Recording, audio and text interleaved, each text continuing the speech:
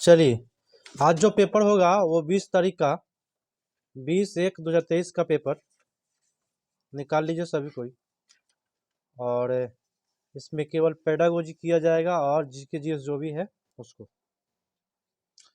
देखिए, फर्स्ट तो प्रश्न आप लोग देख रहे हैं रेलवे स्टेशन वाला, ये मैं आपको बोर्ड पर बताऊंगा, है ना, क्योंकि डिस्प्ले छोटा है। अगला प्रश्न है, देखिएगा, ये मजेदार प्रश्न है कि मीना दौड़कर छत के ऊपर चांद देखने के लिए जाती है, किस त्योहार को मनाने के लिए भाई? करवा चौथ। ठीक है, चांद को देखने के लिए जाती है तो कौन सा पर्व? करवा चौथ। एक सेकेंड, उत्तर आपका हो जाएगा सी इज द राइट आंसर। अगला प्रश्न है, और ये भी बनाने वाला प्रश्न है, इसको हम करेंगे बोर्ड पर, ऑनलाइन तो हो नहीं पाएगा क्योंकि डिस्प्ले छोटा है। अगला प्रश्न है, 6 महीने से भी अधिक समय तक अंतरिक्ष में रहने वाली प्रथम भारतीय महिला कौन है? चलिए, सुनीता विलियम, बहुत अच्छा। अगला प्रश्न है कि सुलभ द्वारा रचित स्वच्छता की सुविधाओं का उपयोग प्रतिदिन करोड़ों से ज्यादा लोग के द्वारा किया जाता है। सुलभ शौचालय जो है ना, उसके बारे में बोला जा रहा है। इंटरनेशनल के संस्थापक कौन है? सुलभ इंटरनेशनल के संस्थापक कौन है, ये पूछा जा रहा है। कौन है? हाँ, नहीं कह रहा है क्या? हाँ ठीक है, बिंदेश्वरी पाठक है। ठीक है, सुलभ इंटरनेशनल का, यहाँ का नहीं, तो बिंदेश्वरी पाठक हो जाएगा, इसके संस्थापक है, याद रखना होगा आप लोगों को। वाष्पन के कारण शीतलन की प्रक्रिया तब धीमी होती है जब वायुमंडल का तापमान क्या हो? जब तापमान भी देखिए धीमा, ऊपर लिखा हुआ धीमा, नीचा भी कम, है ना, जब घटता है तो वायु बहने की चाल भी क्या होती है? कम होती है। ये उत्तर आपका हो जाएगा सी इज द राइट आंसर। अगला प्रश्न है, कक्षा 5 की पर्यावरण अध्ययन की अध्यापिका अपने विद्यार्थियों से भूकंप के मानवीय कारणों को सूची बनाने के लिए कहती है। रवि ने इसका सही कारण लिखा, जो है, क्या है सही कारण? चलिए, तो उत्तर होगा खनन के क्रियाकलाप। क्या हो जाएगा? खनन के क्रियाकलाप। नेक्स्ट प्रश्न है कि घर हमें गर्मी, सर्दी, बरसात एवं धूल से बचाता है ना।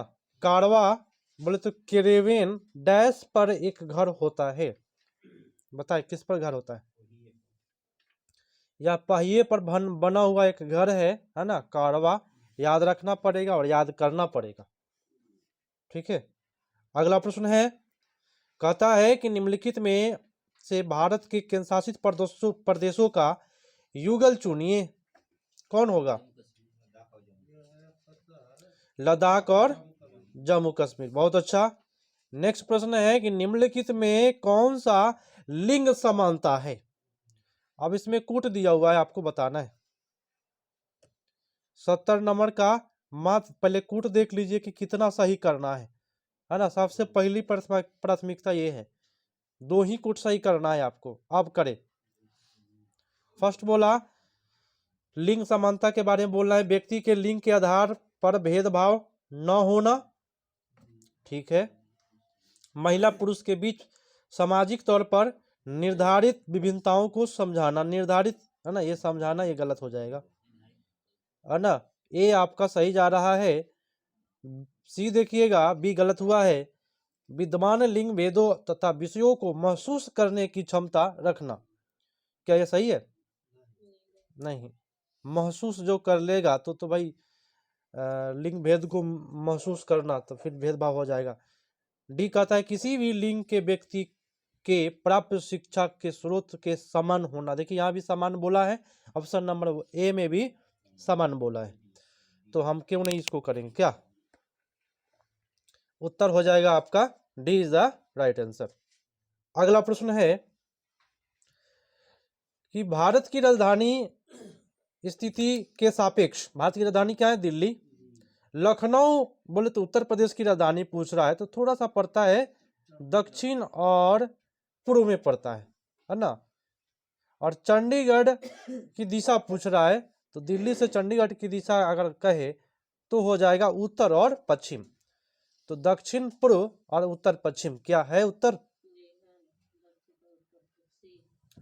ये आपको पता होना चाहिए कि दिल्ली से उत्तर प्रदेश किस दिशा में है।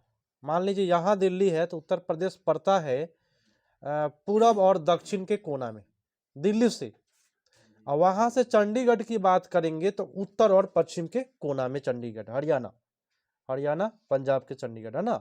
अगला प्रश्न, पृथक्करण प्रक्रिया में बाजरे का कौन सा भाग ओखली में पीसने के लिए प्रयोग किया जाता है? चलिए बाली प्रयोग करते हैं, बहुत अच्छा। अच्छा, वे जगह जहां तापमान अक्सर 0 डिग्री से नीचे नहीं गिरता है उसे किस नाम से जाना जाता है? 0 डिग्री से नीचे नहीं गिरता तो लेह लद्दाख कैसे होगा? तो लेह लद्दाख में ऐसा ही 0 डिग्री से नीचे रहता है। क्या लिखा हुआ है? जहां 0 डिग्री से नीचे नहीं गिरता है, तो कानपुर रायपुर। कानपुर में 0 डिग्री होता ही नहीं कभी, तो नीचे नहीं गिरता है तो ऊपर रहता है। 0 नहीं कह रहा है, ये नहीं कह रहा, 0 से नीचे नहीं जाता है, माने ऊपर रहेगा। क्या फंसा करके दिया है ताकि। चलिए अगला प्रश्न है, एक रसोइया बिरयानी बना रहा है तथा वह चावल और पानी को अलग करना चाहता है, वह कौन सी विधि का प्रयोग करेगा? हाँ, देखिए बिरयानी बना रहे हैं, चावल और पानी को अलग करना है, तो निथारना की प्रक्रिया होगा। ठीक है, निथारना मतलब होता है जानते हैं, छानना। तो पहली बार फंसा के दिया ताकि आप लोग इसको जवाब नहीं दे, निथारना लिख दिया, बोले तो छानना। अगला, निम्नलिखित में कौन सा सर्वाहारी है? बताएं। हाँ, कौवा, सुअर और मनुष्य, सुअर और मनुष्य। अगला प्रश्न है, एक कूट है, प्राथमिक स्तर पर पेडागोजी आ गया है, अब तो ट्रिक लगाना है। प्राथमिक स्तर पर पर्यावरण अध्ययन पटचर्या पर्यावरण उपागम का अनुगमन करती है। इसका अर्थ है कि पर्यावरण अध्ययन पटचर्या क्या मानिएगा? के लिए बच्चा वाला होता है, मैंने ट्रिक बताया था, के माध्यम से, है ना, उसके माध्यम से, और के बारे में, पर्यावरण से नहीं पढ़े हुए आप लोग, क्या ये अलग चीज है।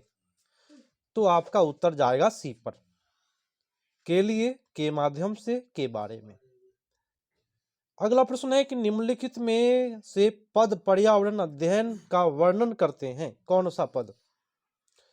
अन्वेषण, पर्यावरण में अन्वेषण चलता है, खोज, है ना, खोज चलता है। पर्यावरण के साथ अंतःक्रिया भी बहुत अच्छा है। पर्यावरण के बारे में सूचना, तो ये भाई दो ही इसमें बेटर है, बारे में सूचना, क्या सूचना गलत होता है ना, क्या सूचना तो गलत है, सोचना रहता तो सही था, सूचना है इसलिए गलत है, आपका उत्तर बी पर ही जाएगा, है ना, अन्वेषण और अंतःक्रिया। चावल वाला जो क्वेश्चन दिया है, हाँ, इसमें एक चीज ऑप्शन ये भी डाल सकता था, पृथक्करण करना, अलग करना, हाँ, लेकिन पानी से अलग करना, हाँ वही हुआ, पृथक्करण भी लगा सकता है, कूट लगा करके। क्या अगला प्रश्न है, 78 नंबर प्रश्न है, पर्यावरण अध्ययन के अवलोकन क्रियाकलाप को संचालित करने का उद्देश्य बताना है। देखिए उद्देश्य है अवलोकन के लिए यादृच्छिक समानताएं और विभिन्नताएं एकत्र करना। देखेंगे उसको क्या करेंगे भाई, एकत्र करेंगे ना, तो उत्तर ये तो ठीक जा रहा है। हमारे आसपास के वस्तुओं के बारे में जानकारी एकत्र करना, तो यहाँ बोला अवलोकन के बारे में, यहाँ का जानकारी एकत्र करना। ठीक है, तो यहाँ अवलोकन की बात हो रही है, दो ही कूट सही करना है, इसलिए ध्यान से गलती नहीं करिए। बच्चे से उनके पूर्व ज्ञान के विषयों में सूचना मांगना, तो भाई बच्चा थोड़े बता पाएगा कि मेरा पूर्व ज्ञान क्या है। डी कहते हैं कि बच्चों के विचारधाराओं एवं समझ को आगे बढ़ाने के लिए वस्तु से सूचना प्राप्त करना, ये ठीक है। वस्तुओं से क्या करना, विचार एवं समझ को आगे बढ़ाने के लिए, ये अच्छा वर्ड बोला, ठीक है। तो ए और डी का प्रयोग करिए तो आपका बेटर जाएगा। आइए 79 प्रश्न है कि कक्षा 5 के पर्यावरणीय अध्ययन पुस्तक में शिकारी पौधे नेपेंथिस का उदाहरण दिया गया है। शिक्षक द्वारा इस पर चर्चा करते समय निम्नलिखित में क्या करना सर्वाधिक उपयुक्त होगा? बताइए, नेपेंथिस के बारे में क्या करना सबसे बेटर होगा? मजेदार प्रश्न है। फर्स्ट बात बोला कि विद्यार्थी को यह स्पष्ट करना कि पौधे शिकार क्यों करता है। विद्यार्थी से प्रश्न करना कि पौधे शिकार क्यों करता है, विद्यार्थियों से कारण खोजने के लिए कहना और पौधे शिकार क्यों करते, ये मजेदार है। कारण वाली बात कभी भी अगर दे देता है तो उससे पता चलेगा कि किस कारण से भाई शिकारी पौधा हो जाता है। तो हम तो बताएंगे कारण, अगर कहेगा पूछेगा आपसे तो नाइट्रोजन की कमी होती है, वहां के पौधे क्या होते हैं, मांसाहारी हो जाते हैं, ठीक है। अगला प्रश्न है, रजिया एक प्रयोगात्मक गतिविधि का प्रदर्शन कर रही है, ठीक है, जो पूर्व में उसके शिक्षक द्वारा प्रदर्शित की गई थी। वह एक गलती करती है, उसके शिक्षक रोशन को निम्नलिखित में से क्या करना चाहिए? देखिए, गलती को सुधार देना चाहिए, गलत। उसे गलती को नहीं सुधारना चाहिए, ये भी गलत। उसे उसकी गलती को संकेत करना चाहिए, उसे सही हल खोजने के लिए देना चाहिए, ठीक है। और डी कहता है उसे गलती की ओर संकेत करना चाहिए और बच्चों को सही हल खोजने देना चाहिए, ठीक है। थोड़ा सा संकेत दे दीजिए कि हम तुमको हिंट्स देते हैं, तुम खोज लो। तो ये हिंट्स वाला आपका सबसे अच्छा जाएगा, ठीक है। 81 कहता है कि पर्यावरण अध्ययन पटचर्या एक विषयक उपागम का अनुगमन करती है, क्योंकि बताएं। देखिए, एक ही लगाया, इसलिए हम नहीं छुएंगे इसको, ठीक है। विषयक उपागम छात्रों में पर्यावरण अध्ययन के विषय के विशिष्ट समझ विकास का, विशिष्ट समझ जो है ये गलत है ना, विशिष्ट समझ ठीक नहीं है। विषयक उपागम से विषयों की परिधियों के अवरोधों को तोड़ा जा सकता है, माने विशेष उपागम के द्वारा, है ना, परिधि के अवरोध माने जो कठिन है पढ़ने का, उसको तोड़ सकते हैं। अच्छा तरीका, बढ़िया टेक्निक से जो आपको समझ में नहीं आ रहा है उसको तोड़ सकते हैं और बच्चा समझ जाएगा। देखिए, थोड़ा सा इसमें अलग लैंग्वेज का प्रयोग कर दिया है ना।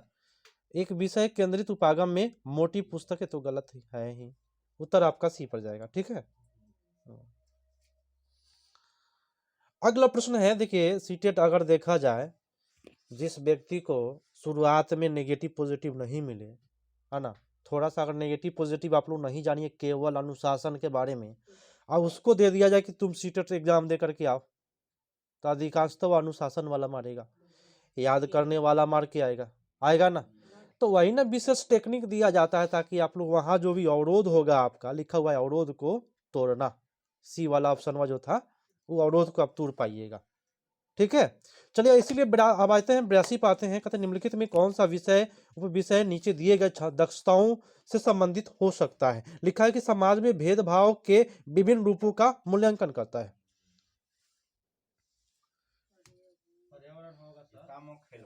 क्या करें, समाज में भेदभाव के विभिन्न रूपों का मूल्यांकन करता है। पर्यावरण, ईंधन, पौधे, काम, खेल, कूट नहीं ना है,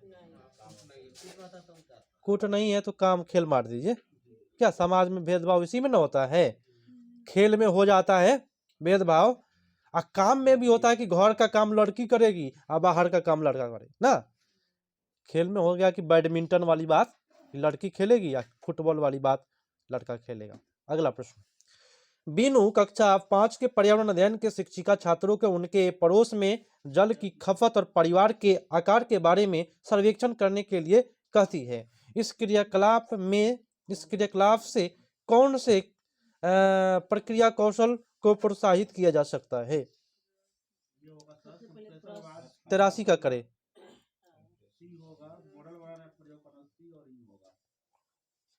ए बोला कि प्रश्न करना, ये तो ठीक है, ठीक है। मापने वाली बात गलत है, सी होगा। संप्रेषण ठीक है। परिणाम निकालना गलत है। परिणाम निकालना क्या कह रहा है भाई? खपत, खपत, खपत हो रहा है ना, तो परिणाम निकलेगा कि हाँ किस घर में कितना खपत हो रही है। मॉडल बनाना ये गलत है ना, मॉडल बनाना और प्रयोग करना गलत है।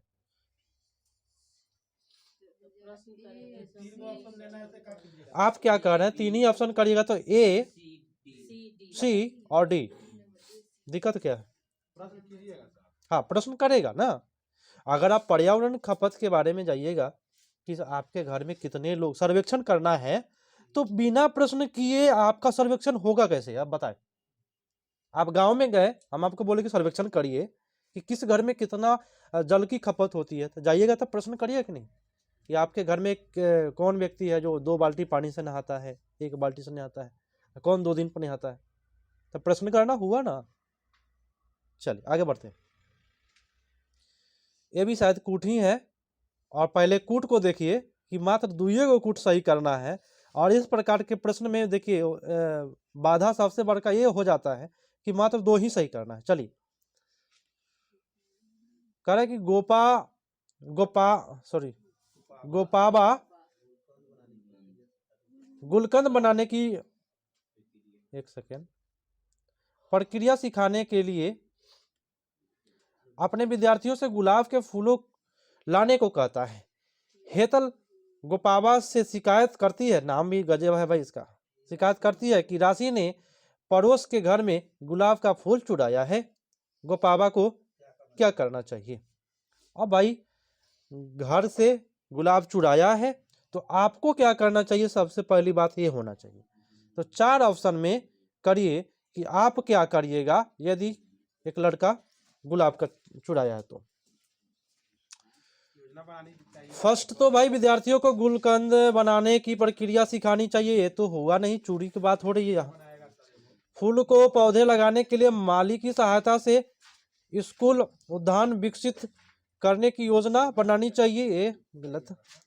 उसे फूल को पौधे लगाने के लिए विद्यार्थियों की सहायता से स्कूल उद्यान को विकसित करने की योजना, ठीक बताए, योजना।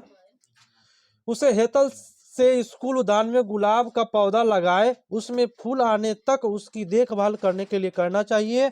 तो अगर देखभाल करने के लिए जो चोरी कर रहा है उसी को देखभाल के लिए दे दीजिएगा तो चोरी नहीं होगा, गारंटी है। तो उत्तर आपका मतलब कि कोई व्यक्ति जो पेड़ को नुकसान पहुंचा रहा है और उसी को हम दरोगा अथी बना दिए, संरक्षक, इसका देखभाल करना, एक पतिया भी टूटा उसका जिम्मेवार तुम होगे। अब ना खुद टूटेगा ना तोड़ने देगा क्या। चलिए अगला प्रश्न है कि प्राथमिक स्तर पर पर्यावरण अध्ययन की प्रकृति बताना है। तो सबको ही जानता है पर्यावरण अध्ययन की प्रकृति कैसा है, एकीकृत है भाई। ईवीएस की प्रकृति जीवन में कभी पूछे, अगर समावेशी दिया हुआ है, एकीकृत दिया हुआ है तो एकीकृत मारेंगे, अगर ऑप्शन में दोनों हो तो दोनों मारेंगे, ठीक है, एकीकृत है। अगला प्रश्न 86 नंबर कहता है कि गुल कक्षा 3 के विद्यार्थियों को उद्यान भ्रमण के लिए ले गई, वहां कई पेड़ और पौधे थे। पर्यावरण अध्ययन के लिए वहां निम्नलिखित में से किसका अध्ययन करना सर्वाधिक महत्वपूर्ण है? बताएं। पेड़ पौधे का नाम, भाई नामों से क्या है, आप भ्रमण करवाने ले गए है ना। पेड़ पौधे के वैज्ञानिक विशेषता की, पेड़ का क्या विशेषता है क्या, उसके बारे में जानना, तो यहाँ उत्तर आपका बी पर जाएगा, सबसे बेटर।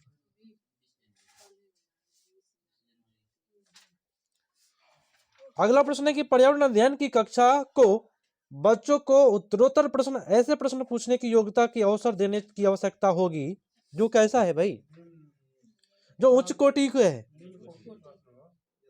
कि निम्न कोटि, सरल कोटि, जटिल कोटि, क्या मारिएगा। देखिए क्या बोला है, पर्यावरण के अध्ययन की कक्षा में बच्चों को उत्तरोत्तर ऐसे प्रश्न पूछने की योग्यता की अवसर देने चाहिए। अब बच्चा को आप मान लीजिए टीचर है, प्रश्न पूछने के लिए आप क्या कर रहे हैं, अवसर दे रहे हैं कि प्रश्न पूछो, तो कैसा प्रश्न पूछने के लिए कहिएगा। निम्न कोटि का तो भाई नहीं पूछने के लिए आप कहिएगा, और सरल पूछेगा काहेला, क्यों पूछेगा सरल?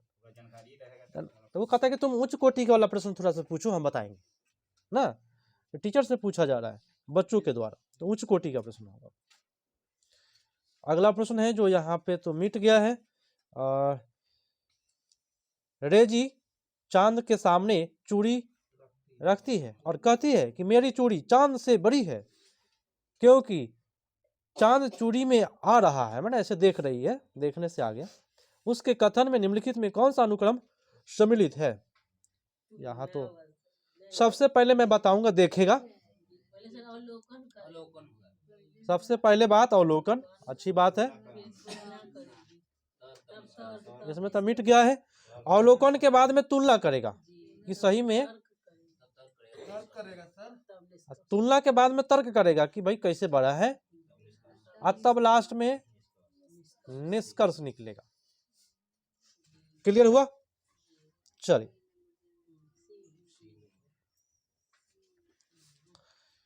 अगला प्रश्न है कि सतत एवं समग्र मूल्यांकन प्रक्रिया के निम्नलिखित घटकों का सही अनुक्रम क्या होगा? बताए। अनुक्रम पूछा, इसमें भी कूट है ना, तो सबसे पहले कौन, उसके बाद कौन, उसके बाद कौन ना। तो सबसे पहले क्या करिएगा, एक सेकेंड, सबसे पहले बच्चों को क्या करिएगा, अनुभव कराइएगा। बच्चों को उपलब्ध कराए जाने वाले शैक्षणिक अनुभव, अनुभव के बाद क्या करिएगा,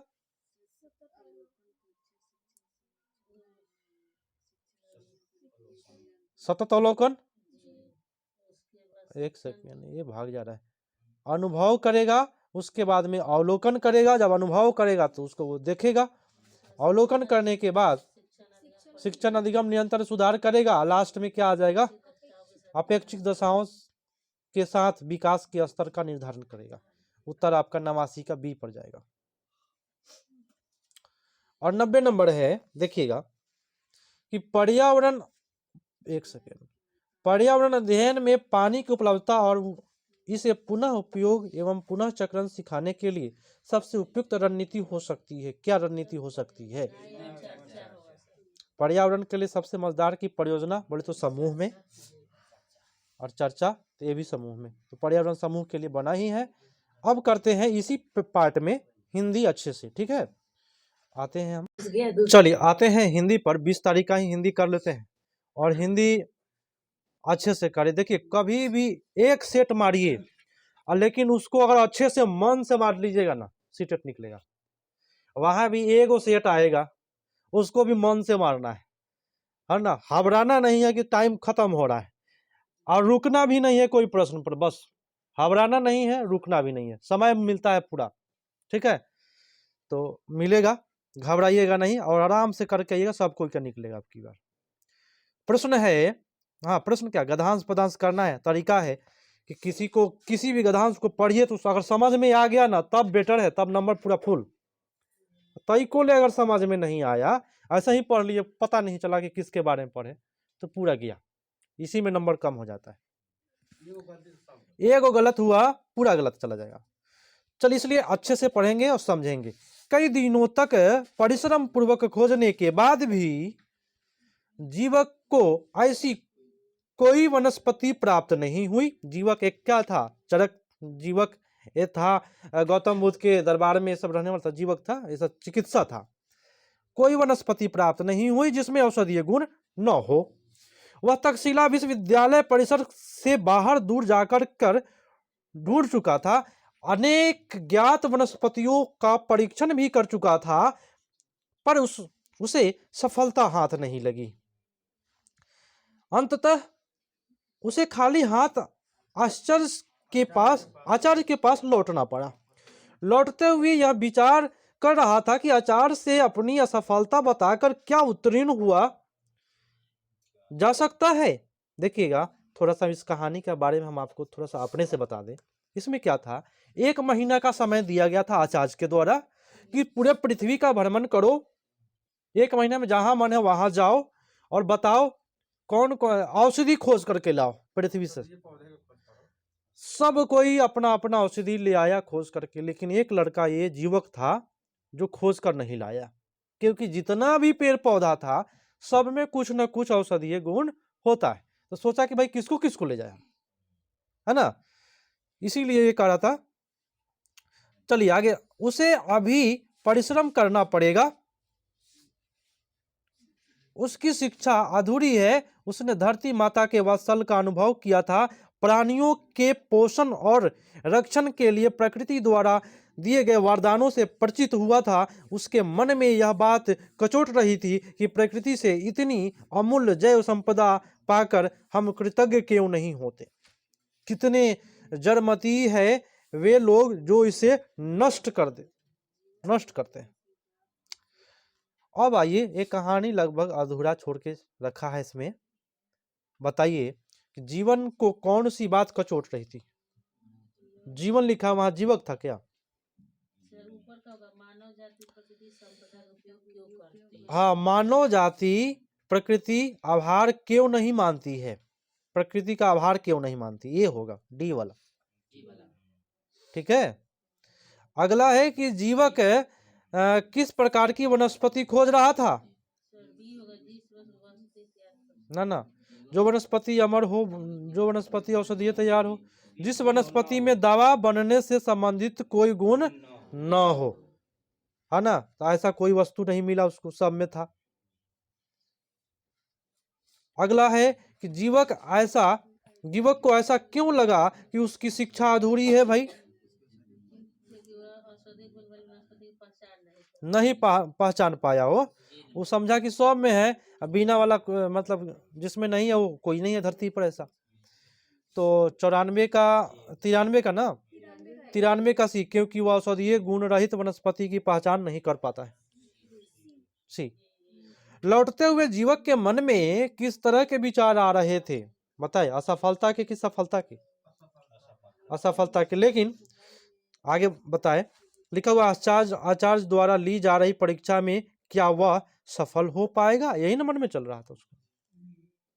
आचार्य जो एग्जाम लिए थे 1 महीना का कि गुण खोज करके लाना है जिसमें एक भी गुण नहीं हो औषधीय, तो नहीं लाया। तक्षशिला विश्वविद्यालय परिसर हेतु विश्लेषण का प्रयोग हुआ है, विशेषण का। हाँ, बहुत बड़ा लिखा हुआ है, का लिखा देखिए इसमें लिखा होगा बहुत बड़ा, तब ना मारेंगे, इसमें से थोड़े मार देंगे ऐसे। लिखा है कहीं बहुत बड़ा। तक्षशिला विश्वविद्यालय परिसर से बाहर दूर दूर जाकर के ढूंढा वनस्पतियों को, बहुत बड़ा तो लिखा नहीं है। तक्षशिला विश्वविद्यालय तो बहुत बड़ा ही होगा, पुराना क्या, बहुत बड़ा। ठीक है, बहुत बड़ा क्या है, उसकी विशेषता है। अगला प्रश्न है कि जड़मती शब्द का अर्थ बताना है। जड़मती का क्या होगा? जड़मती, जड़ मने होता है बुद्धि, अमति मतलब मूर्ख, मने जिस जो जड़मती है ना, जड़ मने होता है बुद्धि, तो मूर्ख जिसके पास बुद्धि नहीं है ना, मूर्ख होगा। जड़मती हो तो सुजान ना पढ़े हैं, रसरी आवत जात से। अगला प्रश्न, निम्नलिखित शब्दों में किस शब्द में प्रत्यय उपसर्ग दोनों का प्रयोग हुआ है? असफलता, अ लगा है और ता लगा है लास्ट में। सफल, सफल हटा लीजिए तो उसके पहले अ लगा है, लास्ट में ता लगा। चलिए, जैव संपदा समास विग्रह करिए इसका। जीवों के लिए संपदा की जीवों की संपदा, जैव संपदा का समास होगा जैव की संपदा, की वाला होगा ए, जीवों की संपदा। आगे,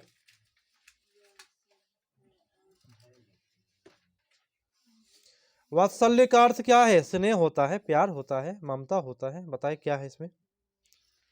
वात्सल का अर्थ बताना है। 100 कह रहे हैं 99 का। वात्सल्य का अर्थ हो गया सहज भाव, नहीं, मातृ पितृत्व स्नेह, है ना, वात्सल्य ये होगा, सी हो जाएगा। अब आइए थोड़ा सा कविता को थोड़ा सा अगर पकड़ में आ गया ना तो इसका भी हो जाएगा कल्याण।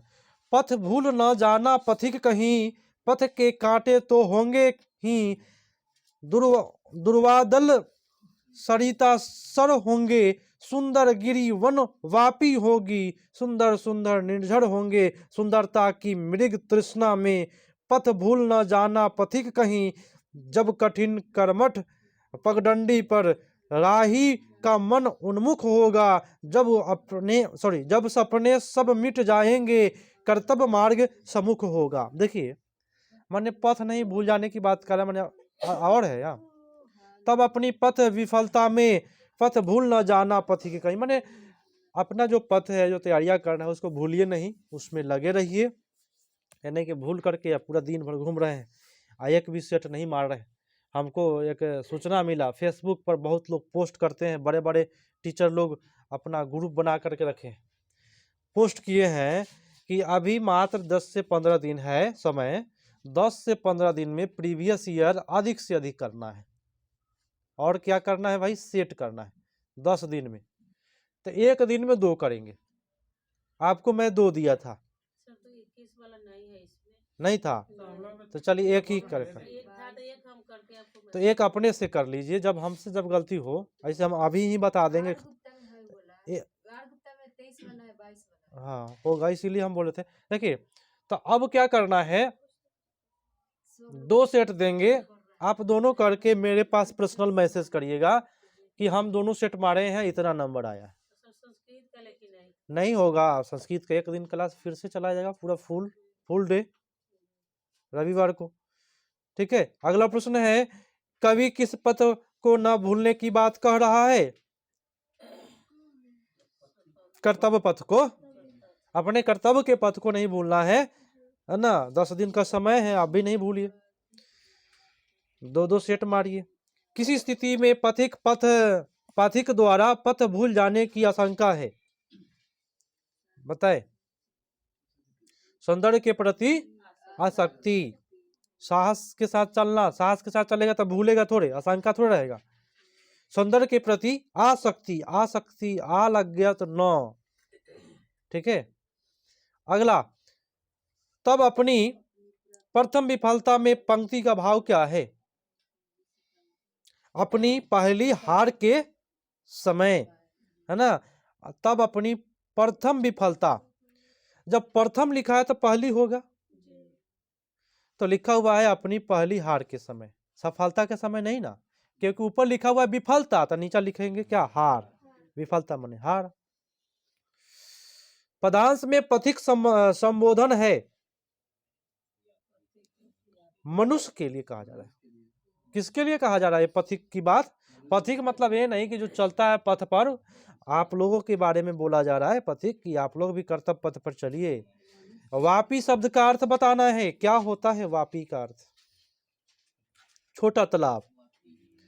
वापी मतलब छोटा तालाब। सरिता का समानार्थी बताए, नदी। चलिए अब आइए पेडागोजी पर, और पेडागोजी में एक प्रश्न जो है वह नोम चॉम्स्की साहब का रहता है, और नोम चॉम्स्की साहब का ट्रिक क्या है, अर्जन और दूसरा सार्वभौमिक व्याकरण, भाषा अर्जन करने की जन्मजात क्षमता। नोम चॉम्स्की के अनुसार भाषा अर्जन उपकरण बच्चों की किस बात में मदद करता है? बता दीजिए हो, चॉम्स्की के अनुसार किस बात में मदद करता है? 106 का व्याकरण के नियम का मैंने बोला ना, सार्वभौमिक व्याकरण बी वाला। अगला प्रश्न है कि कक्षा में भाषा शिक्षण करते समय श्रीलाल पाठ सामग्री को बच्चों को पृष्ठभूमि, रीति रिवाज, परंपरा के संबंध करते हैं, और श्रीलाल भाषा के किस सिद्धांत का प्रयोग कर रहे हैं? हाँ, जीवन से जुड़ा हुआ, क्योंकि लिखा हुआ है रीति रिवाज, तो रीति रिवाज तो हमारे जीवन से न जुड़ा है। बस थोड़ा सा देखना है प्रश्न में क्या कहा, आप फटाक से उत्तर में वही टाइप से मारेंगे। अब देखिए, गोवा में कोंकणी, मराठी, अंग्रेजी, हिंदी, पुर्तगाली भाषाएं बोली जाती है, इसका तात्पर्य है कि गोवा क्या है? हाँ, बहुभाषी राज है। जब इतना बोला जाएगा तो बहुभाषी होगा ही। गोवा छोड़ दीजिए, हम अपनी बिहार की बात करें ना, तो यहाँ बहुभाषा नहीं, बहुभाषावाद का स्क्वायर है, यहाँ सब भाषा बोलता है। अगला प्रश्न है कि प्राथमिक स्तर पर व्याकरण पढ़ते समय अध्यापक को किस विधि का प्रयोग करना चाहिए? मारिए भाई आगमन। व्याकरण को कभी भी आगमन विधि से पढ़ाइए तब समझ में आएगा, क्योंकि व्याकरण एक खुद निगमन विधि पर आधारित है, नियम पर है ना व्याकरण। अच्छा, निष्क्रिय शब्दावली में ऐसे शब्द होते हैं इनका प्रयोग कभी कभार कभी कभी। निष्क्रिय कब होगा? जब उसका प्रयोग कभी कभी हो, तब ना निष्क्रिय कहलाएगा भाई। कभी कभार हो तो निष्क्रिय, हमेशा हो तो सक्रिय। अगला बताइए 11 नंबर, त्रुटियों के बारे में कौन सा कथन सही नहीं? आज का हिंदी बहुत मजेदार है। त्रुटियां भाषा अधिगम प्रक्रिया में व्यवधान डालती है, बात गलत है। ये गलत बात बोला। त्रुटियां ना बाधा कभी नहीं डालता। त्रुटियां भाई, जब आपसे गलतियां हो रही है, त्रुटियां क्या है? एक संसाधन का काम करता है, एक नया चीज सीखने में सहारा है ना। उत्तर आपका ये पड़ जाएगा। 112 पढ़ाइए। कल्पना करें कि आप किसी गतिविधि क्लब के सचिव है, अगले अपने अपने विद्यालय में एक सेमिनार की अध्यक्षता हेतु किसी भाषा वैज्ञानिक को आमंत्रित किया। आप उसका साक्षात्कार कर रहे हैं और उसमें अपने व्यवसाय और शौक भविष्य की योजनाओं के बारे में पूछ रहे हैं, तो गतिविधि किस श्रेणी में रखिएगा? श्रवण और वाचन, क्योंकि यहाँ पे तो भाई साक्षात्कार चल रहा है। श्रवण सुनेगा तब ना बोलेगा भाई। आगे आइए। आज का हिंदी ठीक ठाक है।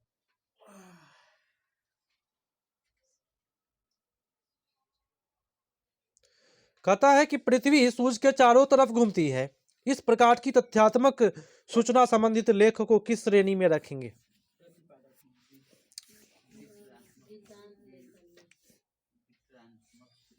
क्या बोला प्रश्न पहले समझे। कहता है पृथ्वी चारों ओर घूमती है, इस प्रकार के तथ्यात्मक सूचना संबंधित लेखन को किस श्रेणी में? देखिए, इसके लिए व्याख्या जरूरी है। बिना व्याख्या के पता ही नहीं चलेगा और कोई समझ ही नहीं पाएगा बच्चा। खूब अच्छा से व्याख्या करना होगा। तो प्रतिपादक लेखन बोले तो व्याख्यात्मक, ये किस श्रेणी में रखेंगे? व्याख्यात्मक। पृथ्वी सूर्य के सामने चारों ओर घूमती है, या चंद्रमा पृथ्वी का परिक्रमा करता है, व्याख्यात्मक के अंतर्गत आएगा। आकर्षक तो गलत है। वृत्तांत लेखन, लेखन जो है, वृत्तांत माने घटना बीत गया है उसके बारे में होता है। आप लोग वृत्तांत बता रहे हैं, क्या ये बीत गया है? क्या घूमना छोड़ दिया है क्या? तो क्यों? अवर्णन गलत होता है। विवरणात्मक, विवरण यहाँ देना है। विवरण से नहीं होगा, सबसे अच्छा व्याख्या से समझेगा बच्चा। अगला प्रश्न है कि विद्यार्थियों के साथ साहित्य पर बात क्यों करनी चाहिए? इसके लिए संबंधित कौन सा कथन सही नहीं है? यह बहुत प्रेरणास्पद है। ये तो अच्छा बात बोलता है। ये पाठ्यक्रम में शामिल नहीं है, गलत बोल दिया भाई। साहित्य तो है शामिल। चलिए, भाषा अधिगम में निदानात्मक परीक्षण का उद्देश्य बताइए। क्या उद्देश्य है? निदान बोले तो क्या चीज का निदान? कोई कमी होगा तब ना निदान होगा भाई। सबसे पहले दिमाग लगाइए। निदान, निदान कर रहे हैं, मैंने ठीक किया जा रहा है, तो कोई कमी होगा तब ना। तो शिक्षार्थियों के की समझ में रह गए अंतरों, कमियों को जानना ना। तो निदान किसका होता है? कमियों का, त्रुटियों का। अगला प्रश्न, भारत में किस भाषा को द्वितीय भाषा के रूप में जाना जाता है? आप सही से करें ना। ना ठीक है, ठीक है। भारत की बात कर दिया टोटल, तो संस्कृत नहीं होगा। फर्स्ट तो हिंदी और दूसरा अंग्रेजी, दुई भाषा है ना। लेकिन अगर त्रिभाषा सूत्र के अनुसार पूछता तो दूसरा का नंबर पर हिंदी आता है, पहल का नंबर पर मातृभाषा आता है, और तीसरा नंबर पर अंग्रेजी आता है। ठीक है, लेकिन त्रिभाषा सूत्र नहीं बोला है, तो अब ऐसा ही कर दीजिए। किसी भाषा के शब्दों को उनके अर्थों के बीच स्वाभाविक संबंध नहीं है, यह कथन किससे संबंधित है? जब संबंध नहीं है तो भाषा यादृक्ष होगा, अद्वितीय, वार्षिक।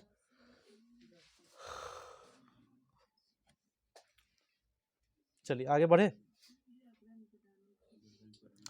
व्याकरण पढ़ने की सर्वोत्तम विधि कौन सी है? अभी अभी ना हुआ है, आगनात्मक निगनात्मक दोनों से पढ़ सकते हैं। लक्ष्य दृश्य शब्द भंडार में किस प्रकार का शब्द है? पाठक इसकी पहचान करता है और बिना किसी जटिलता विश्लेषण के इसे अर्थपूर्ण पाता है। क्या होगा? पाठक इसकी पहचान करता है और बिना किसी जटिल विश्लेषण के इसे अर्थपूर्ण पाता है। उत्तर क्या होगा? बी। रटकर तो होगा नहीं। चलिए, और अंतिम प्रश्न है आज का कि आरंभिक साक्षरता उपागम पर आधारित कक्षा के लिए बच्चों को कक्षा में क्या करना चाहिए?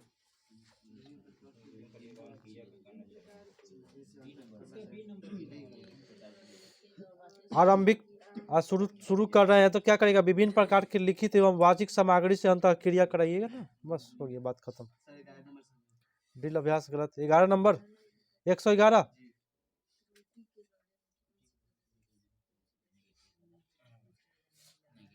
और नेगेटिव समझ में नहीं आया। देखिए, त्रुटि के बारे में कौन सा कथन सही नहीं है, तब पहले सही खोजिए। त्रुटियां हमेशा बुरी नहीं होती है, बात सही है। आप गलती करते हैं क्या बुरा हो जाता है क्या? ये तो सही है, सही पहले खोज लीजिए तब आपको पकड़ में आएगा। त्रुटियां भाषा पर क्रिया का एक महत्वपूर्ण आयाम है, बात सही है। भाषा सीखिएगा, कुछ न कुछ गलतियां होगी। त्रुटियां द्वितीय भाषा अर्जन की प्रक्रिया को समझने में सहायक करता है। अगर कहीं कहीं त्रुटियां हो गया तो उसको सीख लीजिएगा, है ना। अब बताइए मारिएगा कौन? जब 3 को सही है तो नेगेटिव कौन मारिएगा? तो त्रुटियां व्यवधान नहीं डालता है, बाधा नहीं करता है। त्रुटियां क्या करता है? सहायता ही करता है सीखने में। ठीक है, आज की क्लास यहीं ऑफ करेंगे।